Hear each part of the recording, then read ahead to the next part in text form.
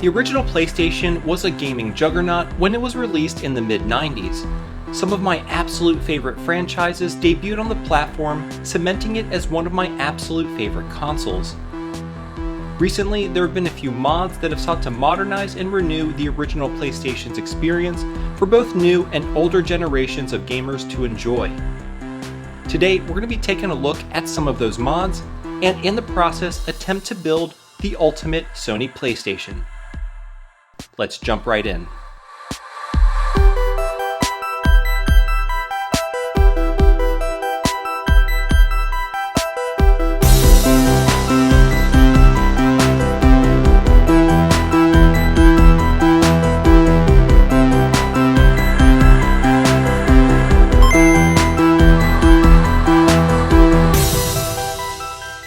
Hey everyone, how's it going? My name is Tito and welcome to another episode of Retro Renew. Today we're going to be taking a look at some of the very awesome mods that are available to us today to get the most out of the original PlayStation. Now in case you couldn't tell, I absolutely love the PlayStation. This console introduced me to some of my favorite franchises such as Final Fantasy, Resident Evil, Metal Gear, and Silent Hill. If you're a fan of the console too, be sure to hit that like button and be sure to tell me what your favorite titles are in the comments section below. So I'll actually be modding this old beat up PS1, and also in the process we'll be completely refurbishing it. I'm going to totally tear the console down, give the shell a deep clean, and replace all the capacitors on both the power supply and the motherboard. These consoles are roughly 25 years old, and this one is certainly showing its age. The optical drive has failed and no longer reads games on this particular unit.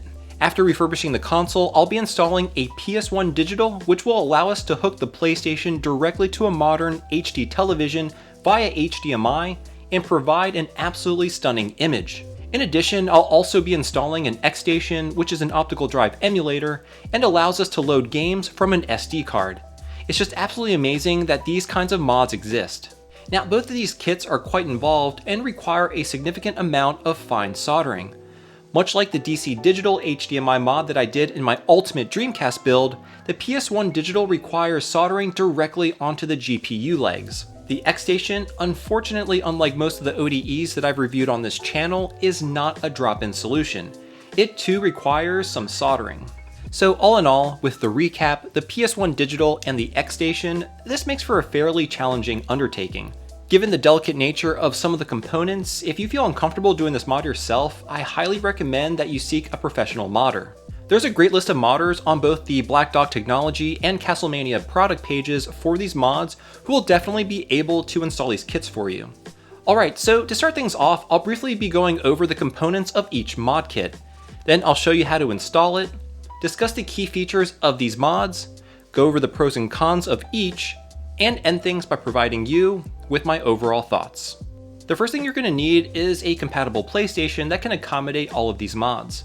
Both the PS1Digital and the XStation do not work with all the PlayStation revisions. The SCPH5501 is the model you should be hunting down since it is compatible with the PS1Digital. These typically have a PU18 revision motherboard. The PS1Digital is also compatible with PU20 motherboard revisions as well. However, since we are also installing an XStation in addition to the PS1Digital, only one motherboard revision overlaps between the two mods in terms of compatibility, and that is the PU18 motherboard, since the XStation is not compatible with PU20 motherboards at the moment. So it is crucial that you get a PS1 that has a PU18 motherboard. So the model that is highly likely to have a PU18 motherboard is the SCPH5501, which is the one that I have here. Now the first thing we're going to be doing to the PS1 is replacing all the capacitors on both the power supply and the motherboard. Thankfully, Console 5 has an exhaustive catalog of capacitor kits for many different consoles, and I was able to purchase what I needed from their website. Okay, the first kit we'll be looking at is the PS1Digital. Here you can see the various flex ribbon cables I'll be installing onto the PlayStation motherboard. There are 4 in total. Next is the PS1Digital Custom PCB. This is where all the magic happens. It uses an FPGA to translate the native digital and audio signals of the PS1 so it can output a digital signal to your HD television. Very awesome stuff. Here is a Wi-Fi antenna which will allow you to update the PS1Digital wirelessly, and also potentially in the future allow you to connect to other PS1 Digital modded consoles for games that utilize the serial I/O port. Now that is pretty cool. Now the last thing included in the kit are some 3D printed washers as well as a plate to cover the serial I/O opening for the HDMI port. This will give the PS1 a very refined and polished look when it's installed. Now the last thing we'll be installing into the PlayStation is the XStation ODE. Here we have the primary PCB, which has a micro SD card slot and will fit into the void where the laser assembly is located. Also included are two quick solder boards, or QSBs. We'll be using this one, which is designed for the 5000 series PlayStations, since I have the SCPH5501. They do, however, also include a QSB for the 1000 series consoles as well. The last two things included in the XStation kit are some plastic standoffs and the ribbon cable to connect the QSB to the ODE PCB. Now some extra items I have here are a 3D printed shroud to cover the XStation. This will help prevent dropping the micro SD card inside the PS1 when removing and installing it. It'll also make the overall finished product look more polished. I actually ended up reprinting these with the XStation logo, which I thought made it look just a little bit cooler. Great, so that just about covers everything. So without any further ado, let's start this project.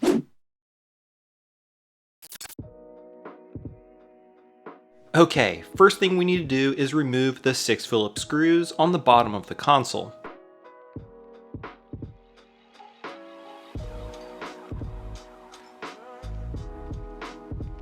With the screws removed, we can lift off the top shell. Here you can see it's pretty dusty inside and in need of a good cleaning. Remove the 2 screws securing the power supply, and then unplug it. You should now be able to lift the power supply out. Oh yeah, this thing is dirty also. Now remove the laser assembly ribbon cable and disconnect its power. The laser assembly should lift right out. Remove the power supply cable from the motherboard as well as the controller port ribbon cable. Unfasten the 2 screws securing the controller port module. Remove it and set it aside. Next, remove the 4 Phillips screws securing the RF shielding. Oh man, looks like there's a bug here. And lastly, remove the 4 screws along the top of the motherboard so we can remove it and proceed to cleaning the shell. To clean the shell, I'm just using some warm water, hand soap, and an old toothbrush to give the shell a nice and thorough cleaning.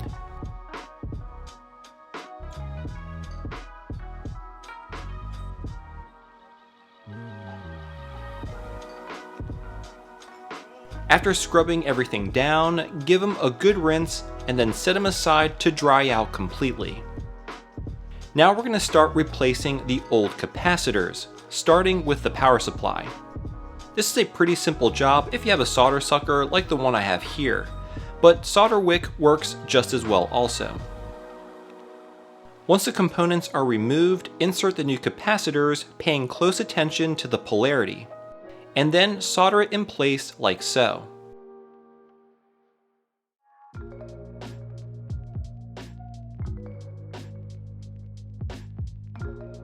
After you trim the legs, your power supply should look like this, ready for many more years of use. Moving our attention to the motherboard, carefully peel off the copper shielding. And then begin to desolder the RF shield as shown. As you heat the shield's legs, gently pry up to disconnect them from the motherboard.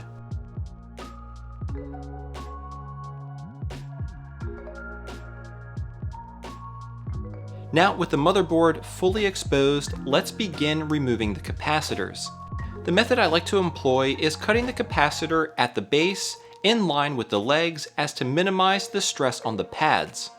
I then remove the bottom of the cap, snip the top of the leg remnants, and then remove the plastic base. This is what it looks like with all the caps removed, and as you can see, the caps were already starting to leak. So be sure to clean the PCB with some isopropyl alcohol. Now we need to remove the leftover capacitor legs left on the pads. Simply use your iron and some solder to whisk them away as shown. Then use some solder braid to remove any of the old solder from the pads. Now what I like to do is pre-tin one pad with just a small amount of solder. Drop the capacitor into place, again paying attention to the polarity, and then tack it in. Once tacked in, solder in the opposite side. Then follow the same steps for all the other capacitors. With the recap complete, grab the top metal shield. We need to trim this nub here flush. For this, I'll be using some flush cutters. You can then file the area to remove any burrs. Then you just need to bend this part here down 90 degrees with some pliers as shown. Now we're going to remove the serial port from the motherboard. Add some fresh solder to each of the pins so that it's easier to remove with the solder sucker.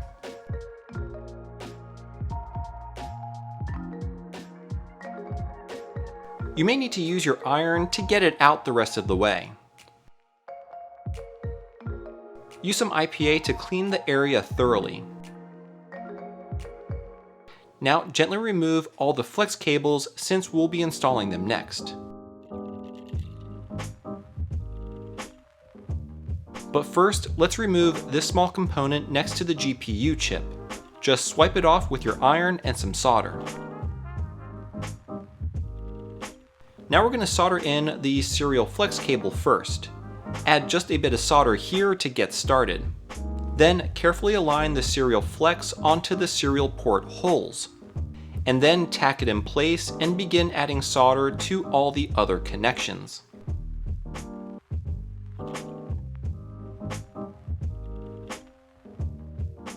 When finished, clean the area with IPA and this is what it should look like. Next, let's tackle the controller flex. Add some flux to the area and begin to align the cable to the pins on the connector as shown. Tack in one pin and then solder in the others.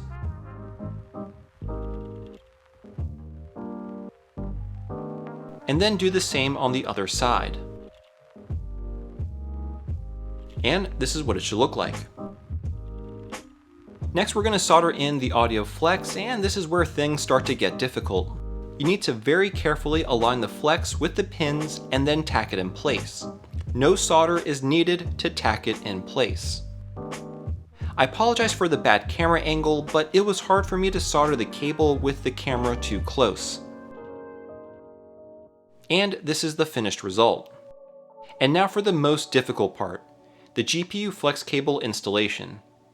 After applying some flux, you need to very carefully align it with the pins. Aligning with the pins is absolutely crucial. Once aligned, with absolutely no solder on your iron, tack it in place.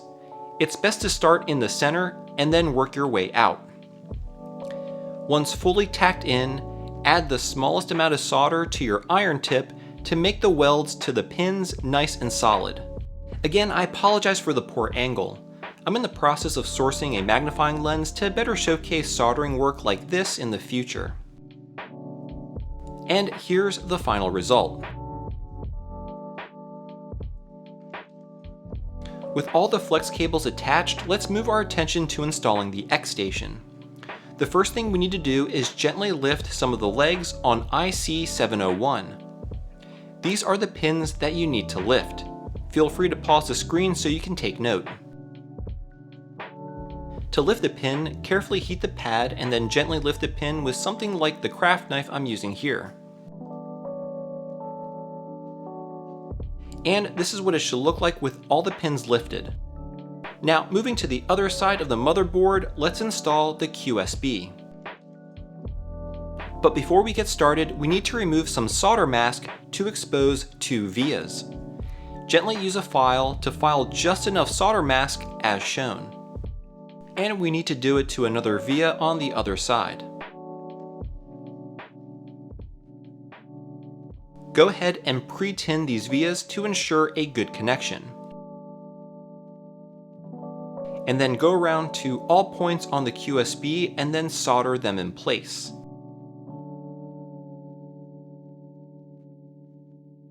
After soldering in the QSB, we need to remove this resistor here. Just simply swipe it off with your iron and some solder. Once removed, solder a wire from this pad shown here to the pad labeled APLL on the QSB. Next, release the bails on the connector and insert the ribbon cable with the blue side facing up. Then lock the bails. Now let's move our attention to the freshly cleaned bottom shell. We need to slightly modify it by removing this post here. Great, go ahead and install the bottom shielding, followed by the motherboard. Next, to install the PS1Digital PCB, position the included 3D printed washers over the serial port screw holes shown here. Then carefully position the custom PCB like so. Then secure it in place with 2 Phillips screws. And then begin to insert each flex cable onto the PCB as shown.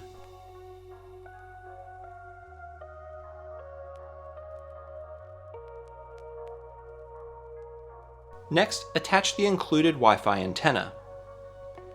And then peel the protective film on the thermal pad. Don't forget to fasten the 2 screws on either side of the parallel port, and then this one on this side of the AV out port.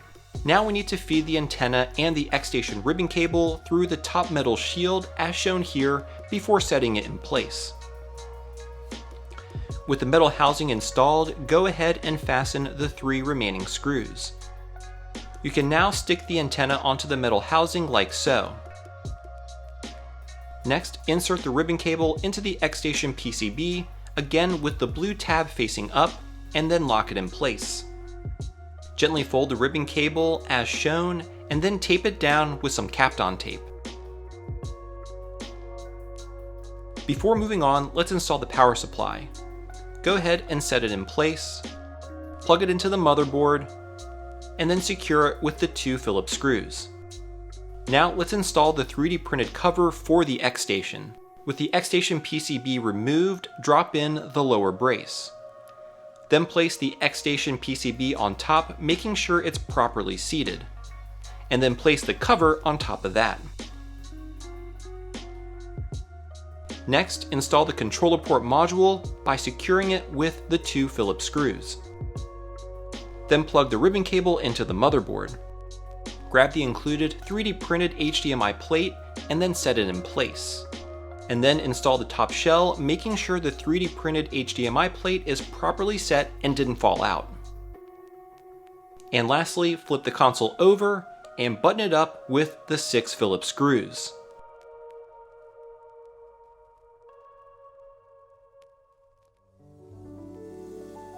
Fantastic. This was by far the most complex and difficult mod that I have done on this channel. The flex cable installation onto the GPU pins require a steady hand and experience with soldering. Regardless, I have to say that this is also my favorite mod to date. I'd say it's on par with my Ultimate Dreamcast build, but it's a bit better since I've really been enjoying playing some of the old PS1 classics. Now, even though this mod was difficult, it was well worth it because of the increased functionality and the features that these mods bring to the table. This of course leads me to the next segment where I'll briefly be going over the main features of these mods. Starting with the PS1Digital, to access the main menu, press R1, L1, square, X, and start at the same time. You are presented with a whole host of options. The first is output resolution. I'm using 1080p, but you can see we have quite a few options to match everyone's preferences. There's even a 1200p, which was just recently added in a firmware update. Next we have advanced video settings. I've set the RGB color space to full and found that it works well for me. Also notable is gamma adjust, which is good for brightening some of those darker games. Also in this menu are some deinterlacing modes. There is weave and bob. I highly recommend checking out Retro RGB's video on the PS1Digital as he goes into considerable detail about all of these features. He also does an amazing job comparing the PS1Digital to other HDMI alternatives that are also available on the market. The last really awesome feature is clock adjust. Some games switch screen resolutions during gameplay. Silent Hill is one of the games that does this when you access the menu screen. Switching clock mode to Force 240p makes the resolution switching process seamless. Look at how quickly the menu is accessible.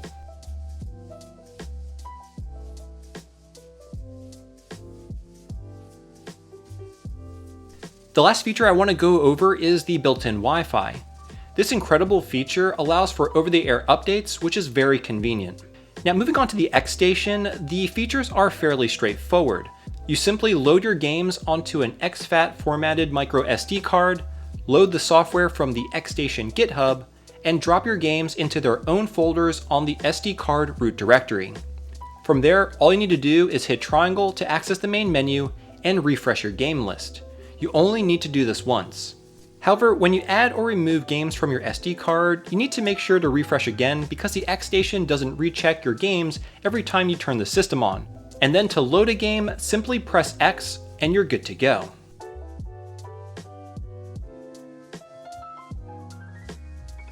So now that we went over some of the features of these kits, let's go over the pros and cons. Starting with the pros, first and foremost, as I said before, I am absolutely in love with this console. Having the ability to simply plug this right into an HD TV or a capture card really makes this a neat self-contained unit for getting crisp digital audio and video. Simply amazing. Also, the amount of features that are integrated into this kit is without a doubt just astonishing. The video quality is of course very good. I don't know about you, but I love the raw pixelated look of these games. There are some smoothing filters also included in the PS1Digital, but I'm not a huge fan and prefer to keep them turned off. Also, something I really like is the fact that this is a no-cut mod. The removal of the serial port and having the HDMI jack take its place is genius, resulting in a factory look with the included 3D printed faceplate. Another pro is that you can output video through both HDMI and the regular AV out at the same time. This could be good for those who want to capture HD video while also playing on an analog CRT. As for the XStation, its simplicity of use and amazing compatibility with games make this the best way to play games off of an SD card currently available on the market today. Okay, now let's get in the cons. First and foremost, this is a difficult mod. If you are unsure of your ability, you may want to consider a professional modder, which can be found on the Black Dog Technology and Castlemania website. The pins on the GPU are much finer pitched than the DC Digital, which makes this a bit more difficult. And the last con, in my opinion, is cost. These kits are already pretty expensive, with the PS1Digital coming in at around $160 and the XStation at $100. And that's not including a professional installation if that's the route that you want to go. Regardless, I have to say that I am so impressed by the work from Dan and his team at Black Dog Technology, as well as the team behind the XStation. Installing these two amazing kits into a freshly recapped PS1 certainly makes for an ultimate gaming experience. Well, there you have it, the ultimate PlayStation build. What do you all think? Are any of you thinking about installing a PS1Digital or XStation? Is it something you'll try to do yourself, or will you hire a professional modder to do it for you? I always enjoy reading what you all think, so definitely leave me a comment down below. I hope you did enjoy this video. If you did, please give it a like and consider subscribing to the channel. You can find me on Facebook and Instagram at Macho Nacho Productions. I release content every Thursday, so be sure to turn on notifications. And as always, see you next time.